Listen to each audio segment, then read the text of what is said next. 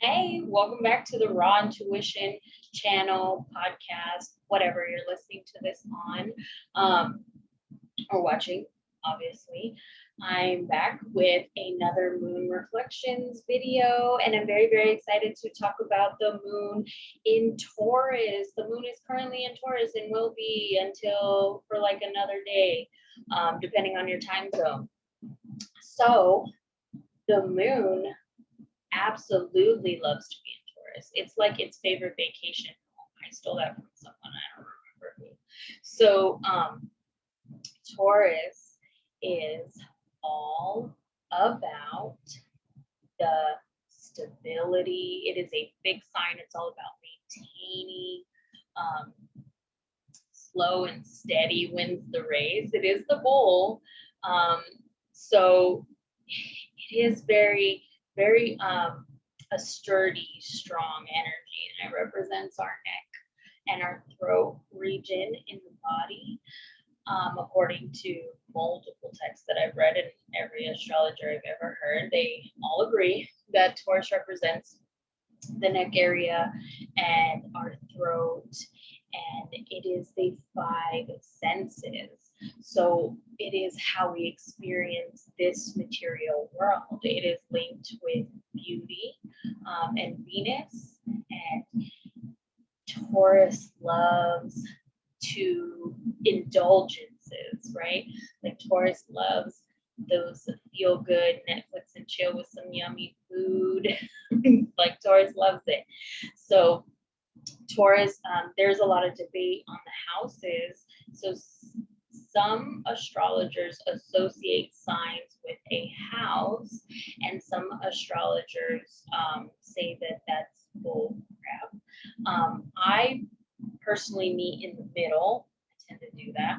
And I have the way that I perceive it is that yes, Taurus is linked to the second house, but it's more like the second house is if Taurus had an ideal home, if Taurus was like, I'm going to create a home that represents the context in which I want to be about that, I'm thinking about that I want to do, then that would be the second house. Just like Aries is not the first house, it does not represent the same thing as the first house. They are two different energies. However, if Aries had a home, because I didn't do this in my last Aries video, it would be the first house or the ascendant or your rising sign is what that's based off of. And the houses are based off of your time of birth, and it creates a circle chart, or in Vedic or Eastern astrology, Indian astrology, it creates a square chart, and it would be on the top. So the second house is your self-worth, it's your assets, it's your value, things you value, how you get resources, right? And Taurus is all about resources because you need resources to have the comfy. Taurus is all about nature and like the beauty of nature and staying grounded and maintaining that. So the moon, which is, very represents your mind or your feelings.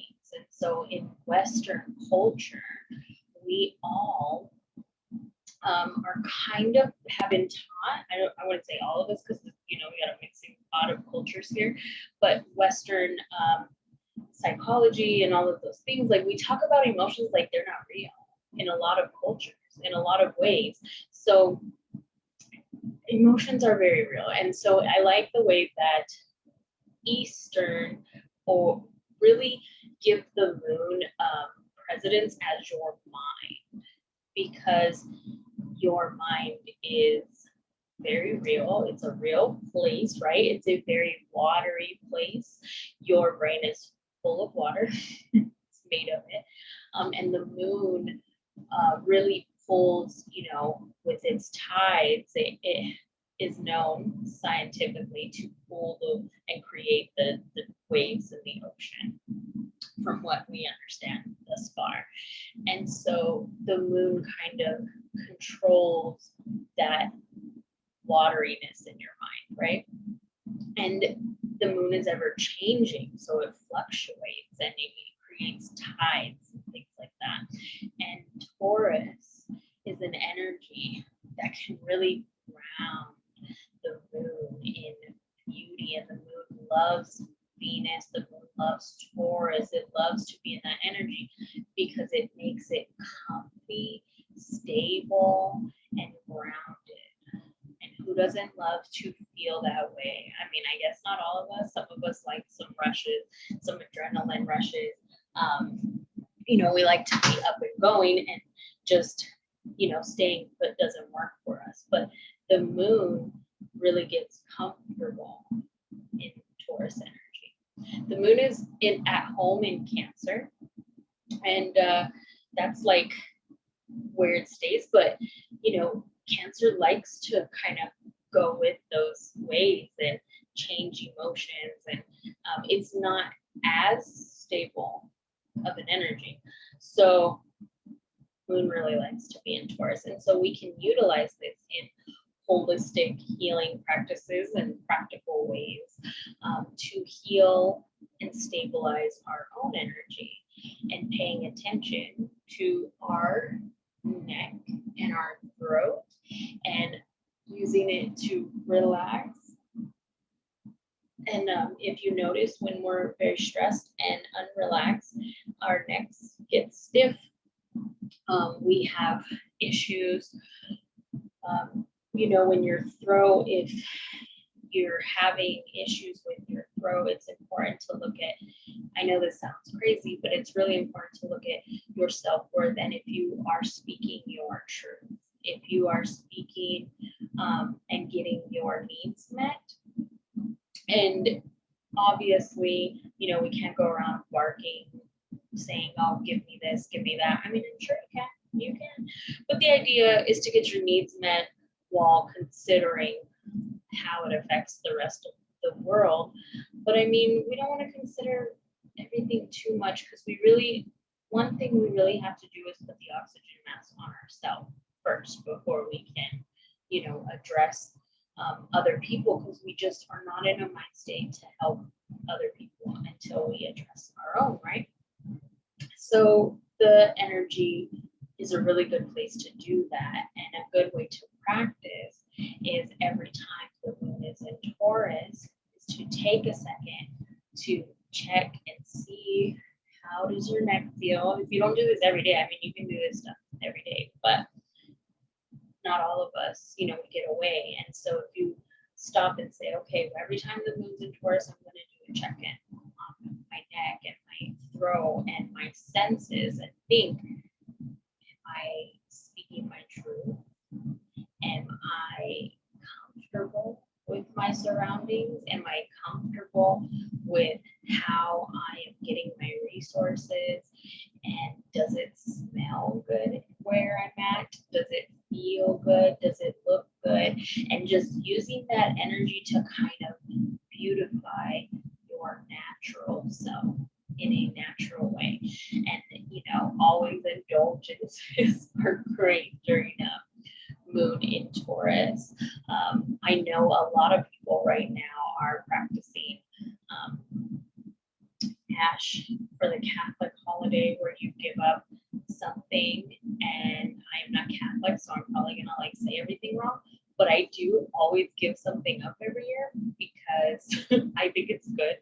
So this year I'm giving up eating after 9 o'clock, because that's something I like to do, is get up and just snack, and then I'm not hungry in the morning, and it's just not good for you. So anyway, I was thinking, the Taurus moon, I was like, oh, I want to indulge and eat extra stuff, and I have all these yummy chocolates left over from Valentine's Day, and I'm like, no, we're going to take time to acknowledge that.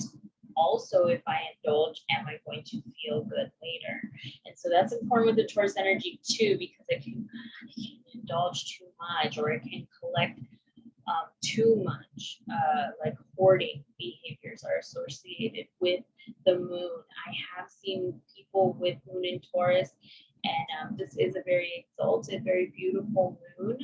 But when it is afflicted, which means there's other things going on in the chart that make it more complicated. I've seen people who really just consume things like even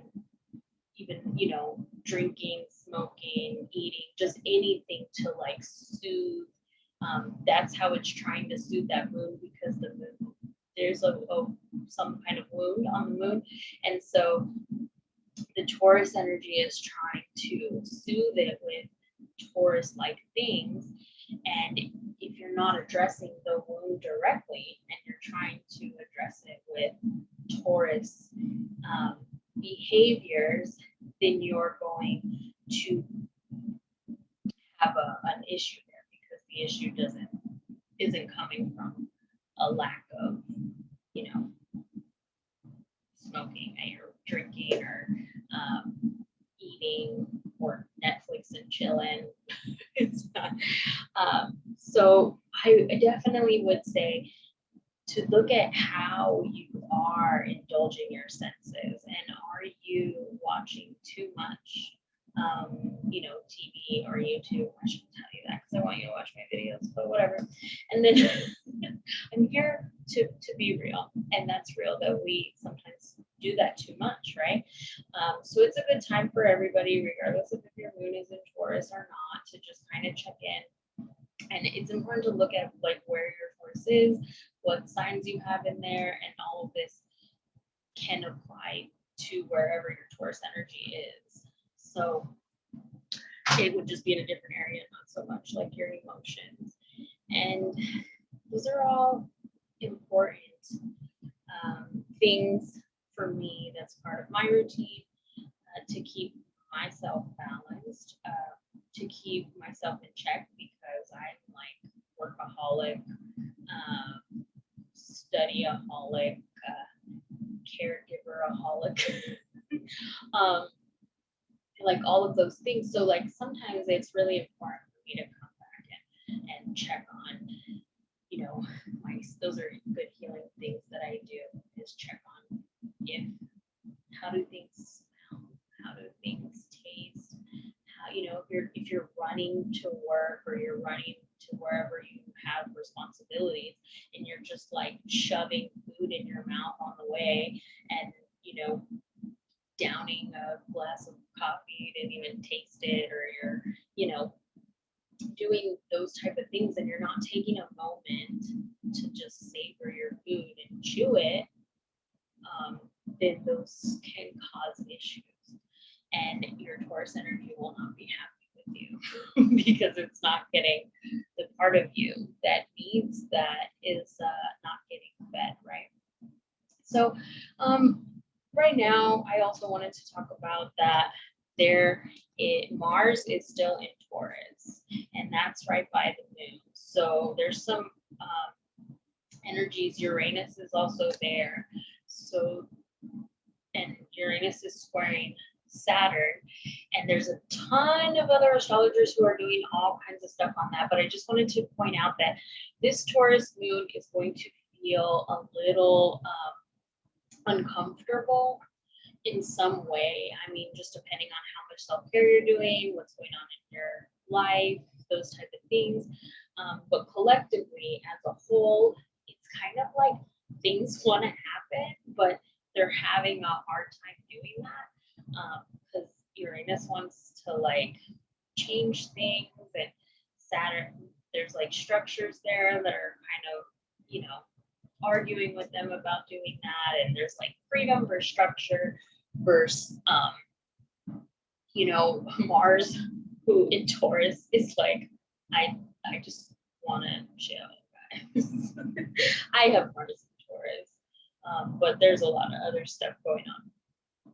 But anyways, there's a whole bunch of play. You can like Google, Saturn square Uranus, which is exact right now, and it is February 19th, 2021, as I'm recording this, just in case someone's listening later, and then you can kind of go back and see what's going on in the news or what those videos were about if you want to.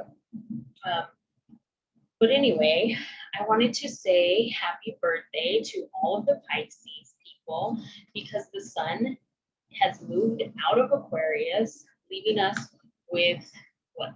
I think we have 4 planets left in Aquarius now. I think Mercury is still retrograde in Aquarius, so keep that in mind. It'll be in there. Oh, it's moving out in the next couple days, and then there's like a shadow period. So, you know, I have a video on Mercury retrograde, so you can, or it's on the podcast. So, who else is there? Venus and Saturn are there. So, anyways,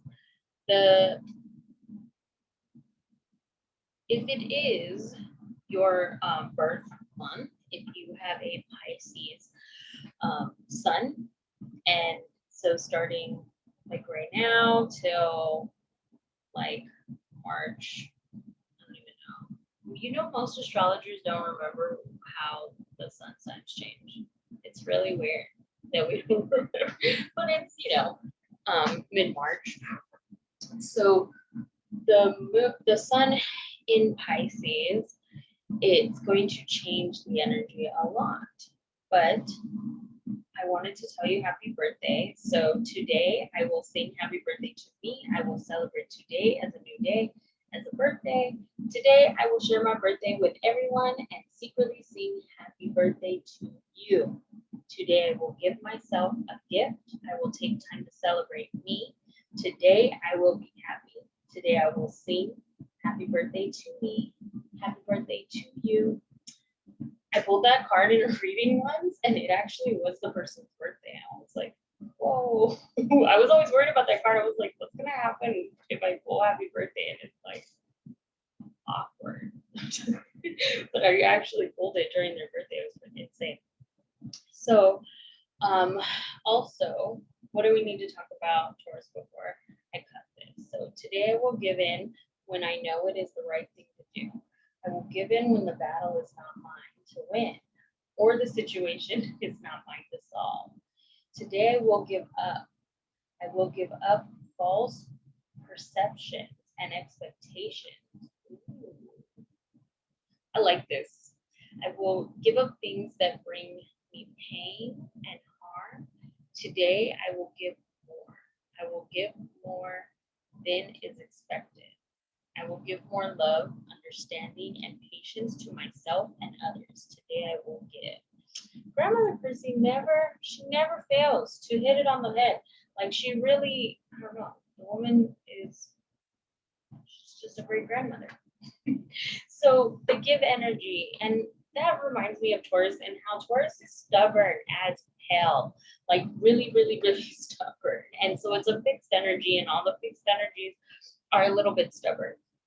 But Taurus really like digs in and won't budge when sometimes even when they need to, and they sometimes have a lot of expectations of situations that are just false, right? So to give that up, just to let it go. You know what? I have a life coach, and she's like, don't have expectations, just don't have them. She does like a whole credibility thing, and it's interesting. Maybe I'll talk about it another time. But I like the idea of giving because Taurus is kind of, I don't want to say a taking energy, but kind of like hoarding, right? Like they just want to accumulate stuff. And so sometimes we just kind of need to unpack and like unload unnecessary things. And that really helps bring you back into alignment.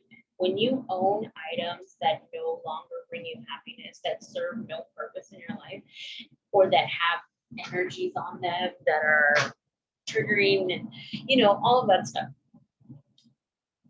Those are things that sometimes Taurus has a really hard time with. I know my mom was a Taurus, and she was definitely a hoarder. Not all Tauruses are hoarders, like extreme, but it all, like I said, other things depend. But if, like I said, if you're not addressing some of your wounds and you're using your Taurus energy wherever it is, then yeah, Taurus sun or a Taurus moon or predominant, other predominant placements in Taurus might tend to hoard as a way to deal with their emotional wounds because they're trying to deal through the lens of Taurus, which Taurus wants to feel good through accumulation of things, whether it's smells, it's like accumulation of experiences in this world, in this 3D world.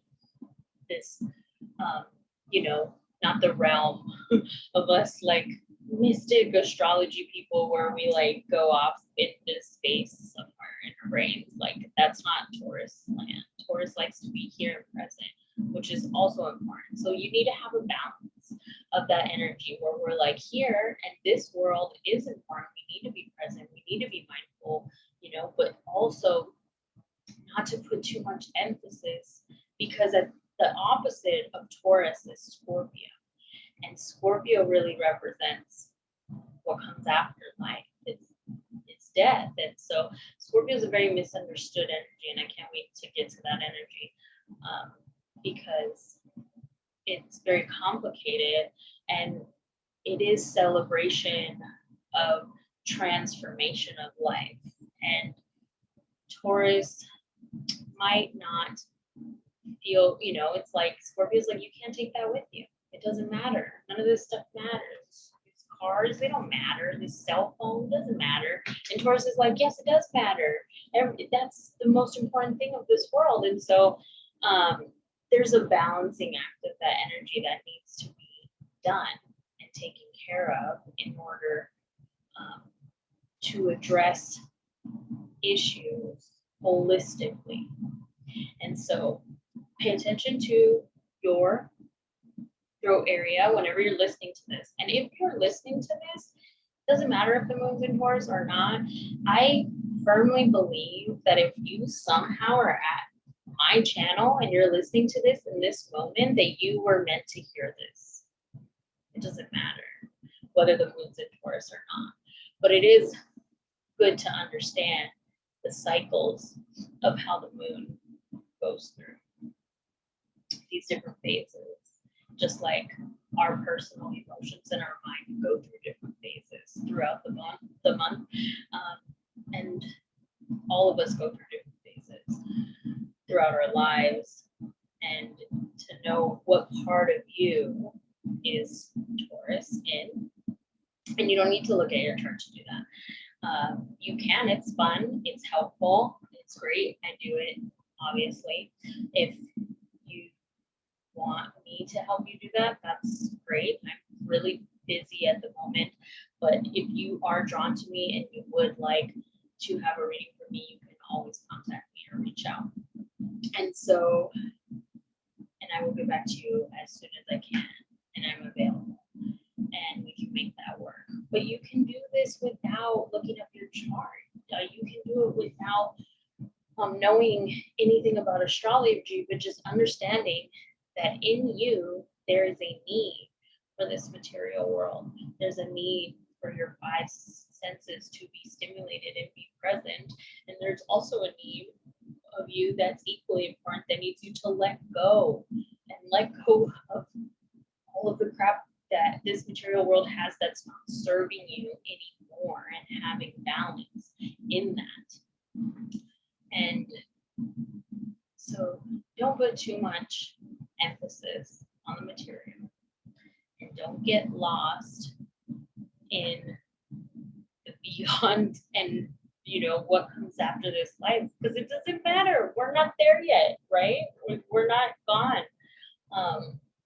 But you aren't actually enjoying this life if you're stuck in the material. And with that, I think I'm gonna wrap it up. Bye.